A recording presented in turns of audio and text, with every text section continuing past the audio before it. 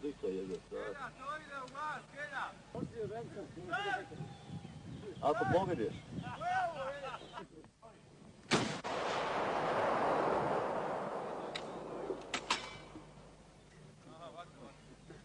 Oni su nama zatvorili koridor i na neki način su nas prisilili na tiho umiranje, nemamo dosta toga što bi trebali da imamo i dok taj zadatak se ne odradi do kraja, primirja nema.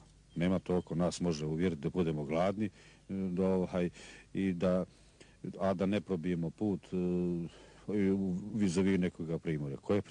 Koje primirje da naš narod bude gladan i nema najosnovnijih sredstava. Nigdje nisam naišao na ovako, da je ovako visok moral od boraca kao što je to ovdje. Da jednostavno imali smo nekoliko žrtava, ali te žrtve po svaku cijenu momci odmah hoće da ih ne mogu nadoknaditi, vraćine svoju braću ne mogu da nadoknade, ali mogu da i osvete u borbi da zauzmu to naše položaje, da krenemo dalje, jurnemo dalje, da što prije izbijemo do te krajnje tačke i da otvorimo koridor.